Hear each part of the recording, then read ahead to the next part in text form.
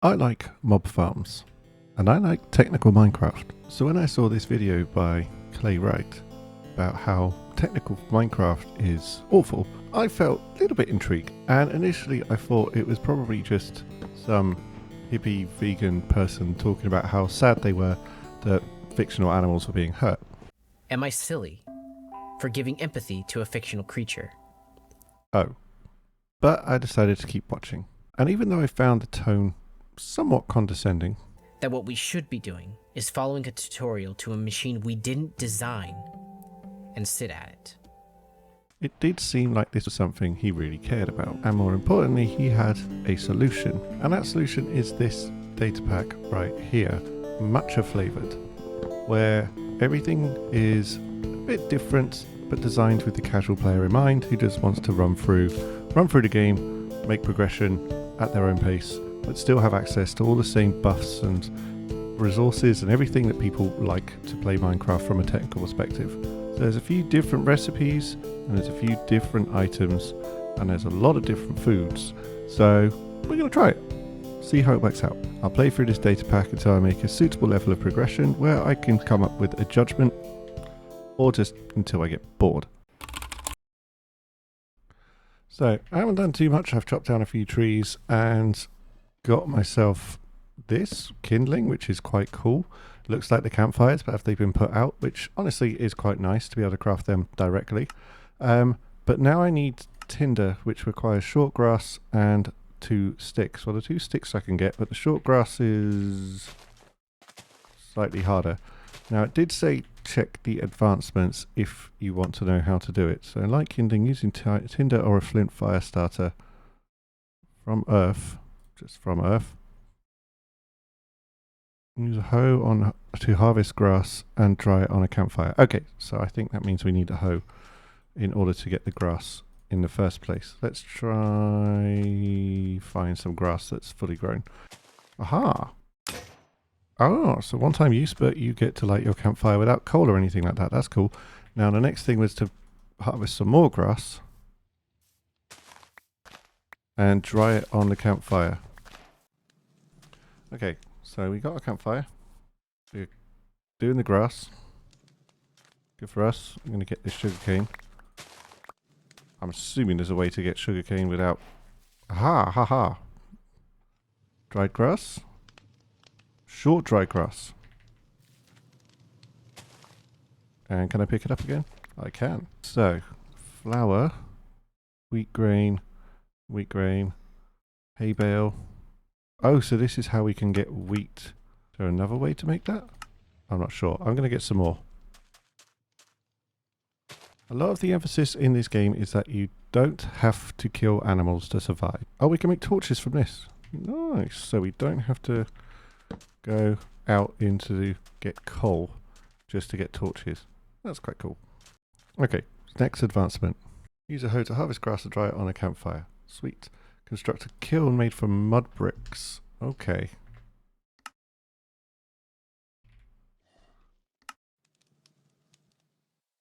Dirt and short dry grass will get us mud. Okay, let's make a shovel. Be ever so slightly quicker. So mud bricks, mud kiln. Okay.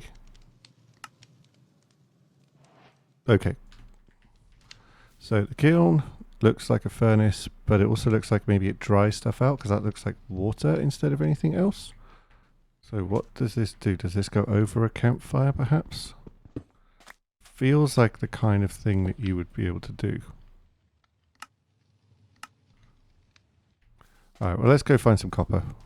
I mean, failing anything, then if this kiln is kind of like a furnace, then I will just use wood like I would usually. Other thing in the early game I quite like is that there's no penalties for sprinting, so I'm not going to get any hunger, I'm not going to do anything. I don't need food technically, I've just lost a tiny bit of health from the campfire. Right, let's put copper and leaf litter. Okay, even in vanilla, leaf litter is just a great fuel source in the very, very early game. Next one complete. So what are we doing after this? Kilns excel at processing earth and materials. Mattocks and Delabras work as two tools in one, but mine slower than their base tools. I'll take this just because it's new. Turn 1. Sweet.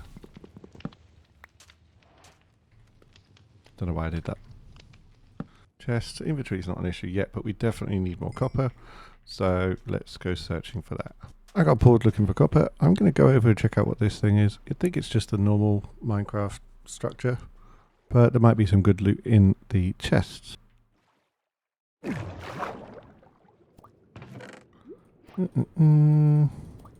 Chickens.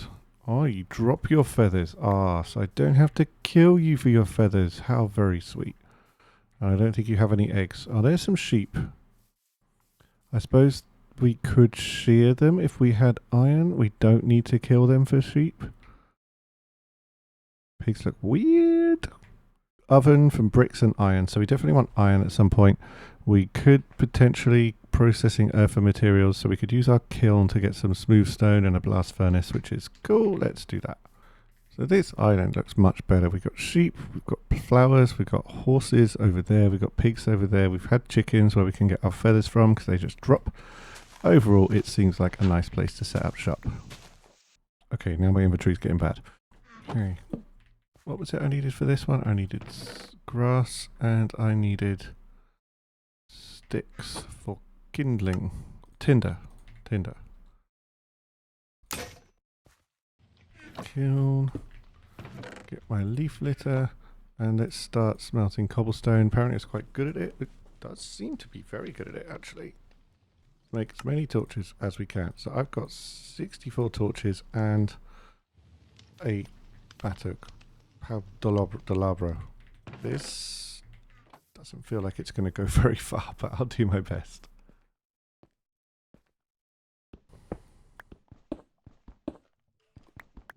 Okay, more copper. Oh, mine?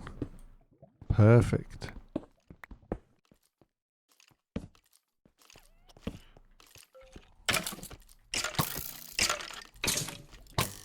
That was annoying.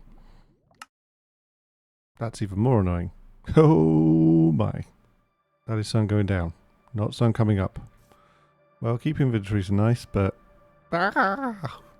Apparently the zombies do give you good drops. Might be worth trying to find a zombie and seeing if I can kill it. So if I've only seen skeleton... There's one. Well, they look different. Oh, they move fast.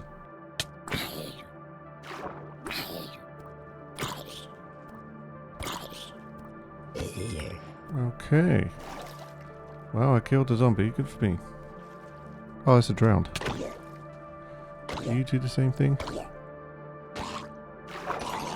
You do drop the same thing. So what have we got for you? Tattered leather. Cool. Oh, we can make copper shears. I didn't even need iron.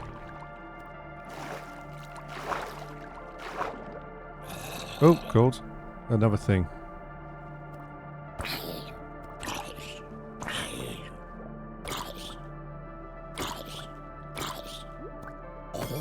Die quickly, please. I need to get out of here. There we go. Okay. Let's find the sheep then and shear them and make a bed. Because this feels like it's not really fun. Whoa! Ah! No!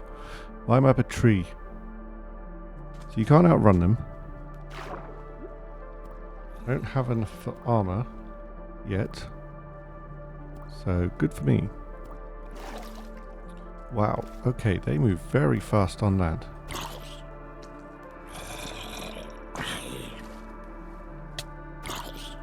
Oh, boats.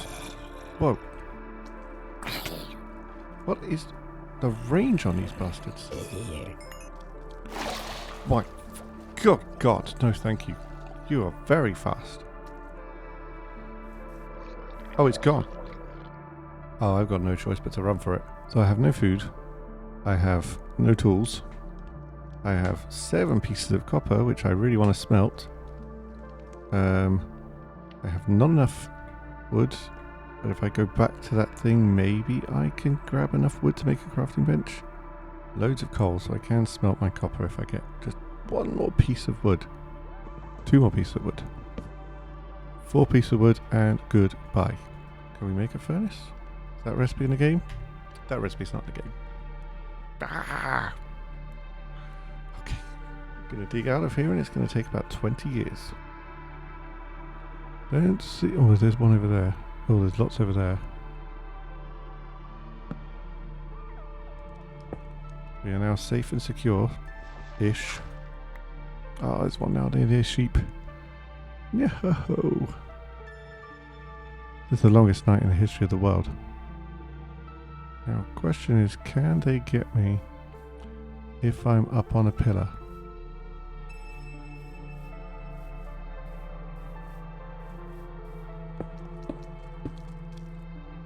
Can't get me to here, that's good. And I can get you. Now I can get the sheep. Hopefully. Not making a mob farm, am I?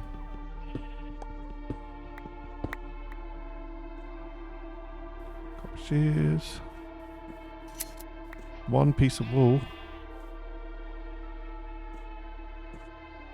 That's not very nice. That piece of wool is a long way away.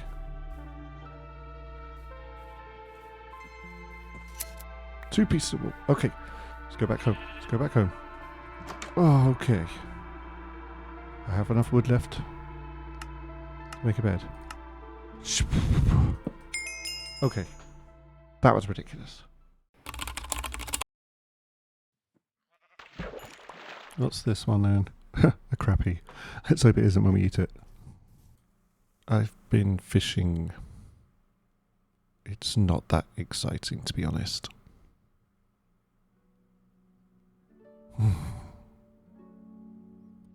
I see these little poops. Let's just back off and hope they don't see me. So I've finished fishing as much as I could be bothered to anyway, and I made a start on what is going to be a little house. So I'm going to have a door. Screw it, here. He'll be fine. And we're going to go inside, and I'm going to have probably some storage. I've got a way down to my little hidey hole, which eventually is also going to be a mine. I've got a visitor who, for some reason, I cannot evict. Local laws say that it's impossible to do so, so he's there for the moment. And because this is a non-violent game, I'm stuck with him. I don't actually have enough stone at the moment. I've done surprisingly little actual stone mining, so when I go down into the mine next, I'm probably going to do that.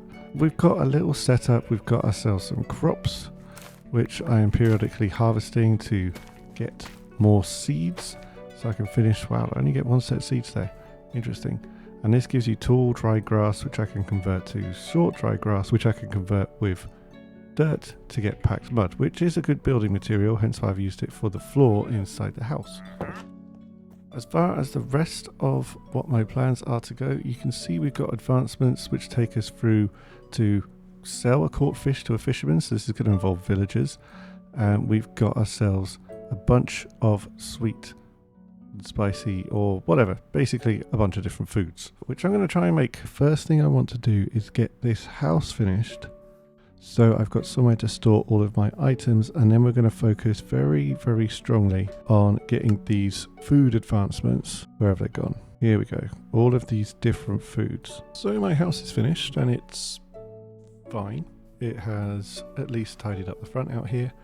You can see I've got all my storage organized by like metals or plants or like food or edibles and stuff like that. We've got Spartan bedroom, perfect for the lone adventurer, and upstairs we have an attic which has zero purpose at this point.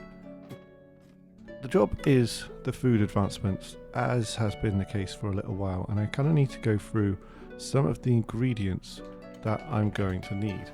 So there's a few weird ones. If I go to curry, let's say for example I want green curry stock, which I think has to be cooked in the oven to get to green curry.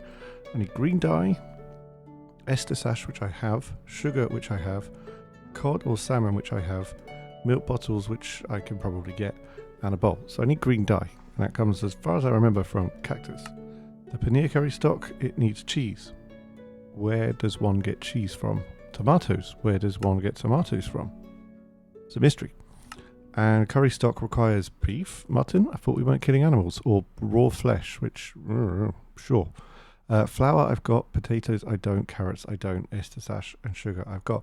So I need carrots, potatoes, some kind of flesh. And I also need green dye. I haven't seen a desert or anything around here, so it's going to be an expedition, and that's what the blue bed here is for. There is one thing that I do need to do, and that is take care of my health situation. See, at the moment I've only got 2.5 hearts, and I don't have that much in the way of food that is actually edible. They only give you 2 hearts each, so I'd rather have them to take them with me. So I need to get my health back, and there's only one way to really do that in this game. There we go. I'm still looking for a desert. My thoughts are this. I'm going to call it a mod pack because it basically is, even though it's technically a data pack. It's good at getting you to move around. Like, I need to go find a desert so I can get cactus so I can make soup. And in doing so, I'm seeing all this nice cool terrain and everything. Oh, a jungle. Maybe I can get some melons? Aha, melons. I've got bamboo and I've got sugarcane. Bamboo and I've got cocoa. Oh, sand? Possibly not a desert. Dying right now would involve going back a fair few thousand blocks. There be cactus there. I hope. I sincerely hope. I know exploration was like part of this mod pack, but... Oh, sweet mercy, there is cactus. Oh my god. 4,000 blocks away. Well, it's really quite a small desert. But at least we managed to get 11 cactus, which is plenty enough to get started. Now let's climb a mountain so we can get home.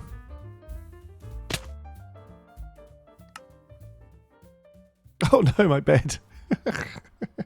Keep inventory. Good, bad, certainly handy then. I have a tree farm. Well, I have trees growing. It's not a tree farm. Don't be silly, there's no such thing as tree farms. I finally figured out how to get saplings, and it turns out it's just leaves. You just get saplings from the leaves. I thought that there were no saplings at all in this game, which would have been kind of, you know, keeping with the whole keep everything very eco and friendly and what have you. But no, I've managed to get some saplings from there. I'm going to collect some more leaves from the spruce forest over there at some point, and any other tree I come across now. Ah, finally. Trees. Tremendous. Finally figured out how to make steel. I thought it was just going to be coal. Turns out no, it's going to be coal blocks that you need. So you need coal blocks and some iron to make, where's it gone now? Carbon rich iron. We are going to get to the food. Just need to be patient. If the smithing table is anything like in vanilla, it is going to require... Aha! Yes. It's not iron though, it's steel in this case. Okay, and now we can upgrade stuff or build stuff or something, I'm not sure. So we can add steel. Does this as a modifier? It kind of looks like it goes there, but no, it doesn't seem to do anything. Gold. Can't be doing anything with gold. Iron. And we must need a smithing template or base metal. It was copper, right? Or iron. Let's just see. Okay. So.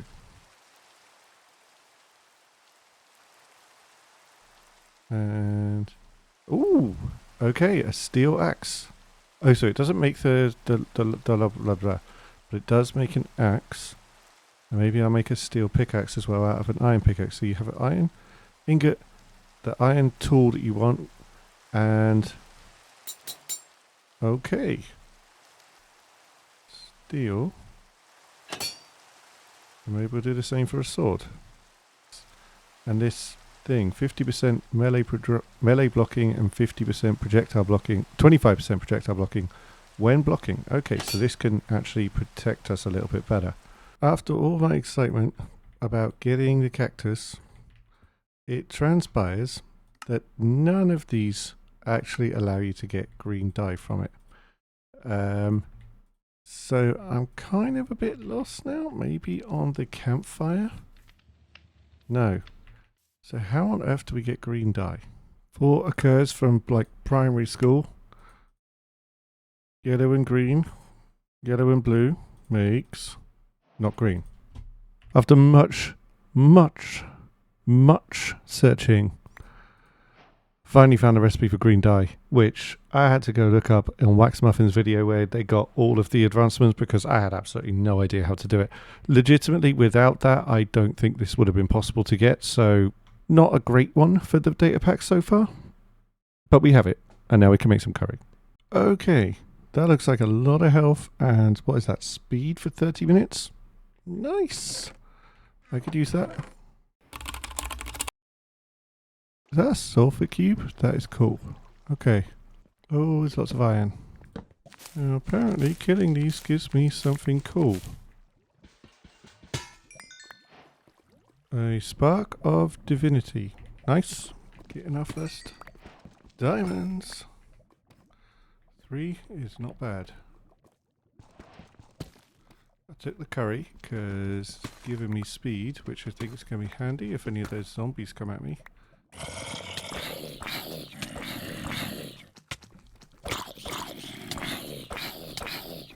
Fudge! Man, those guys are tough. I think I might need some tougher armor. I'm outfitted with iron, armor, and a diamond sword. I used 2 of my precious 3 diamonds to make a diamond sword, which is going to do a little bit extra damage. And then to get down back into that cave, I'm going to find some more diamonds and see how we get on. So I just found out that actually skeletons will drop the emerald equivalents as well when they die. That's cool. I wonder if that's all mobs or just skeletons. But either way, very good to know. And now I've got 1. First creeper.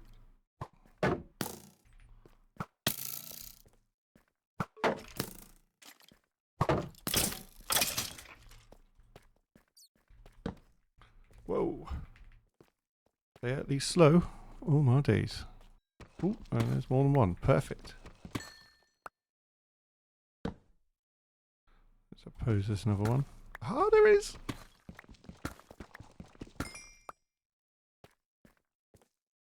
Okay, I am so low on health and I have absolutely 0 food.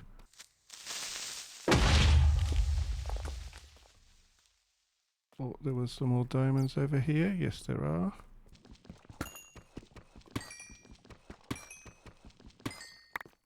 Yeah, I think we're going to get out of here.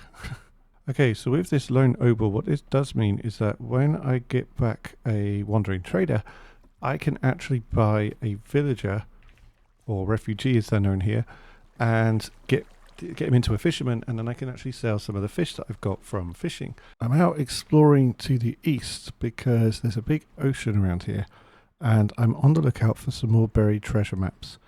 The amount of loot in the treasure chests in this data pack are kind of mad. So I absolutely want to get as many as possible because it just seems way quicker than doing any kind of mining or caving or anything like that. See, first of all, just ridiculous amount of iron. Smithing templates, paper, feathers, all of which is useful, and a buried treasure map. One really close. This one here, so this should be where it is. We dig down. Aha! Oh my days. So much iron. Look at this, we got obels, TNT, bunch of gold. Let's try not to die. That would be kind of embarrassing. Go back and get the rest. More iron, another book, and silver. Silver's been a pain to find, so actually having access to it through this is really, really, really good. And then we just take the boat home, which is way faster than walking through this nonsense. Okay, I stumbled across the crafting recipe for this thing. What is this? A warding stone? Oh, does this keep... I think this keeps away mobs. Stabilized esters, which I do not have access to.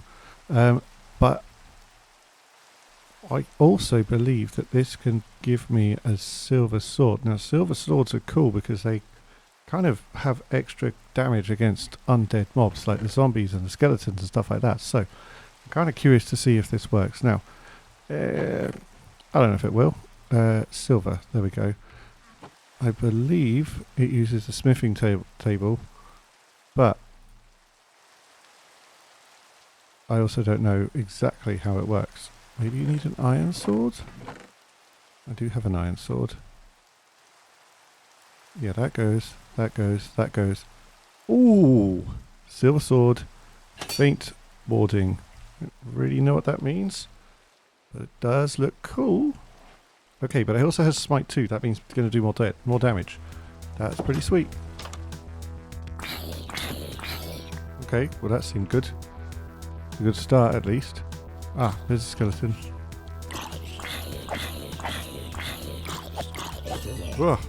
Okay. Again, Estus for days at this point. Alright, skeleton. Deal with skeletons in Minecraft by dodging and weaving. Oh! Thank you kindly. Yeah, that does the job. Okay, this feels nice and strong. They seem to take damage without me even hitting them, so that's very cool. Dodge, weave, dodge, and weave. Whoa!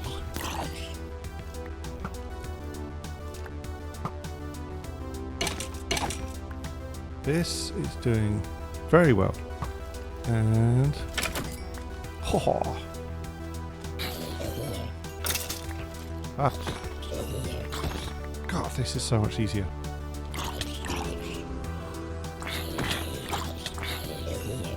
Ah. It's not a mob farm.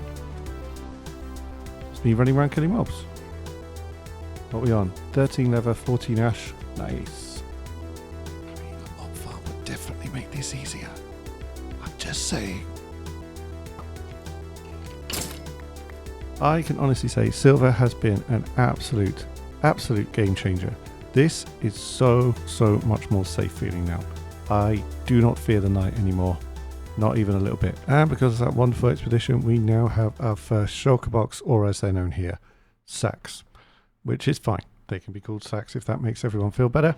But most definitely an incredibly useful addition in terms of the amount of stuff I can now carry, which is awesome. So the next thing to consider is alloys, and I know we have access to things like bronze and other alloys that come together. So a couple of fun things I discovered. Number one, a golden helmet is not a golden helmet, it's a golden crown, which is kind of amazing. Iron helmet, but golden crown. There is spectral arrows if you really want to use the Estus ash, which I imagine you probably don't. And also we've got this alloy Shakudo, which I've made a few of already. And I think this is to work with the smithing table to help some armor. I already tried it with iron and it didn't work.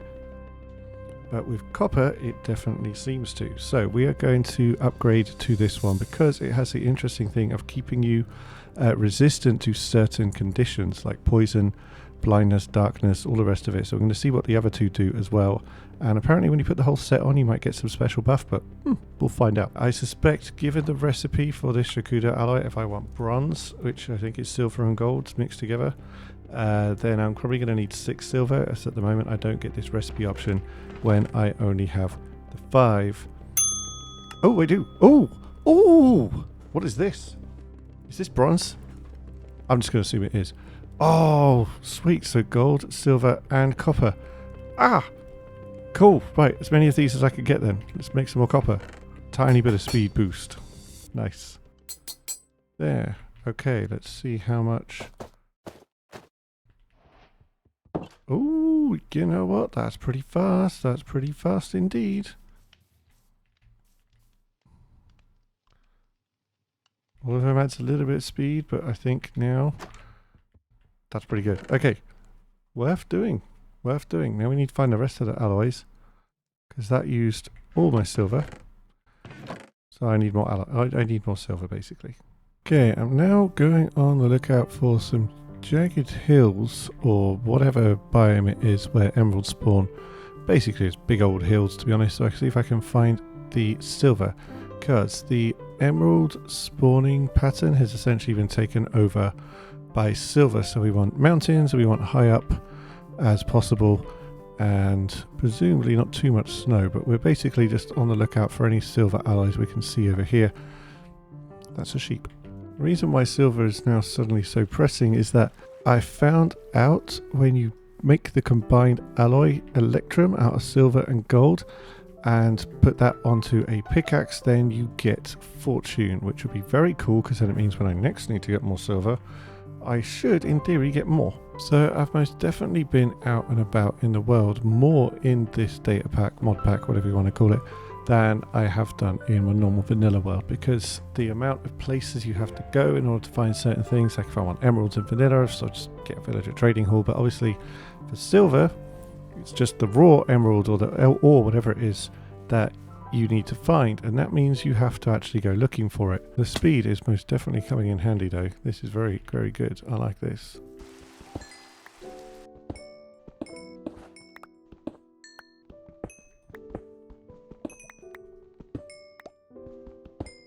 We have ourselves a wandering trader. Hello, Sonny. All I can get at the moment. One adult and one child, but that should be enough if breeding works in the same way. I immediately got back from looking for all of this silver, and there was a wandering trader there. So I was able to get one villager and a second villager. And what I have done, I made them a little house just from some image I found on the internet. I apologize, I don't know who did this, but it's not my design. But we got one village and now we got a second villager. Oh, interesting. I thought this was going to be a child one, but they are both there. I'm going to try and give this one a profession, and then I'm going to try and breed them. Okay, let's see if either of you are going to pick up this job site block and become a fisherman. Aha! We have a fisherman. So we can sell all of our fish for emerald equivalents. Now I've put 3 beds down. I'm going to give them some food. I'm going to see if they decide to make more, or if that mechanic has been completely gone, in order to force you essentially to buy the villagers from the wandering traders. Now I say it out loud, doesn't sound super ethical. Bit of casual people trafficking. After a quick, and by quick I mean half an hour, fishing session, I got myself 23 bluegills to trade with the fisherman who's just done a runner. Let's see if this works. Bluegills! Yes! There we go. So now I've got that advancement for trading with him. I got myself 1 extra opal. I've unlocked something, maybe some more ones. The most important bit is I don't think that they breed. So we're going to have to continue to use these opals to get more and more villagers. There's a couple of other things I found on my travels. For example, I found tomato seeds, and so I've made up a little farm to plant tomatoes. It actually grows pretty quickly in numbers, because when you get them, you get 3 seeds for every plant, and that means that they grow quite quickly. Also got carrots and potatoes, which is what I've been using to cook up some of these preserves. So you've got pickled potatoes, which gives you a pretty impressive 5 hearts when you eat them. Also gives you resistance for a while. Pickled carrots, which give you 5 minutes of night vision. We also did some rind jam with melons to give fire resistance, which we're going to need in a minute. And sun-dried tomatoes, which are going to give strength. So few very, very useful preserves and some very, very good effects. The other thing I found through all of my treasure chest investigations was obsidian. I now have 10 obsidians, which is enough to make a nether portal, which I'm hoping is still how you get to the nether. Okay, no corners. Ah, but it does work. Weird. It's a black instead of purple. Well, let's go and find out what the nether's like in this pack. Okay. The worst biome to start with. Actually, not the worst. Could be a lot worse. 1 opal already. Let's kill the skeletons. Don't get me wrong, actually quite handy to kill them, to be honest. Oh, that's what I was going to do. To make sure I don't get lost, I brought lodestone and a lodestone compass. So this will now take me back home every time, back to this portal every time I need it. I think it'll be useful. Very easy to get lost on the way there.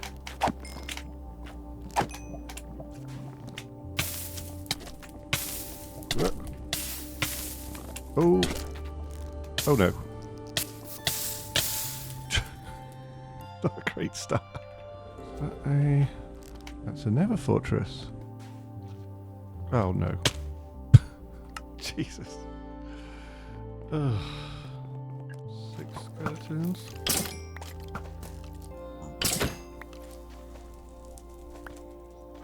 No problems. Okay, so we got ourselves a little trading station. String. Not bad. What use Nifflebort has now?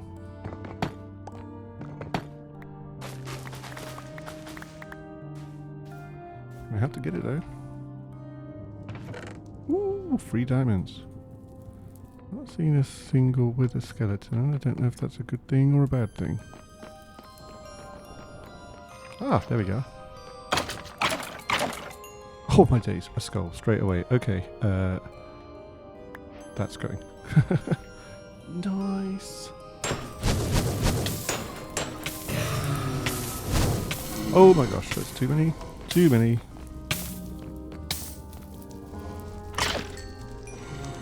Second skull. Ha! 3 skulls. We can fight a wither. Why not? I hate to say, but it never seems kind of dull. We got our 3 skulls. Let's just go. Okay, we're going to take the quick way home. 3 with the skeleton skulls. I think that's worth a go. So, before I take out the wither, I have upgraded my diamond sword to an electrum sword, which now has just normal warding instead of faint warding, which means we're going to do a ton of extra damage to the wither just by standing near it. I'm also going to upgrade a diamond pickaxe so that it also has the electrum upgrade, which is going to give it fortune 3 as well, which is going to be quite sick if I go looking for some extra diamonds or some extra silver. I don't know how tough the wither is in this data pack. Is it tougher than usual? Is it special wither? Here we go. Helps if you actually hit him.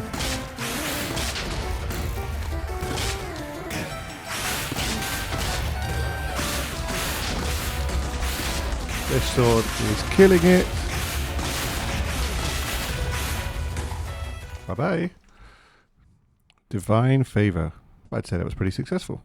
I did a bit more exploring and found some more mountains, and I was able to get another 40 silver, which added to the 10 I had left gives me 50, which is insane, and plenty enough to get a whole bunch of electrum. Now I've held on to these divine fragments from the spawners I've killed, so this gives me 4 electrum, which is 1 for each piece of armor, which is why I am going to make a full diamond set of armor, and I'm going to stick electrum on it.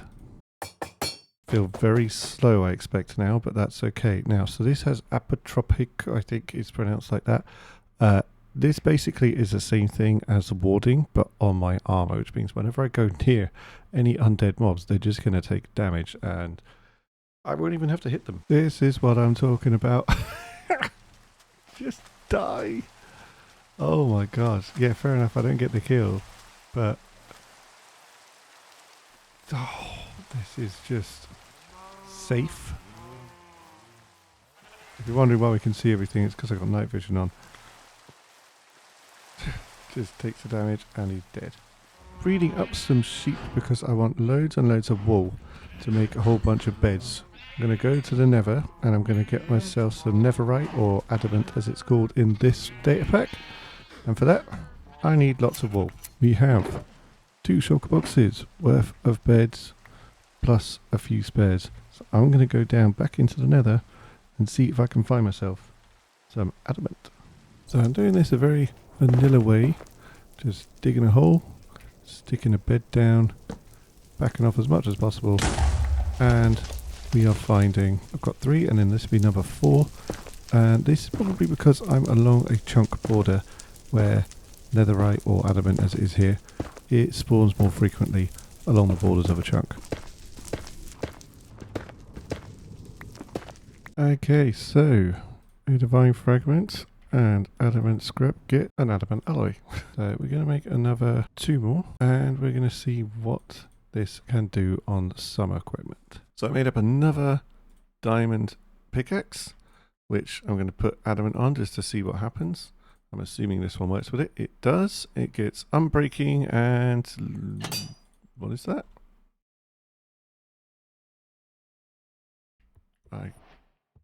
regen? No, I've got regen because I got a warding stone. Let's get rid of that for a second and see if this is anything else. It kind of looks like the same thing. Is it just temporary health? Nice. And we're also going to put it on a diamond sword because I'm curious to see what happens then. I'm breaking again. I'm breaking. And big sword. Nice. I would do the armor, but looking at it, I suspect it's just going to be a bunch of extra health and basically making it impossible to die. So I don't think I'll bother with it.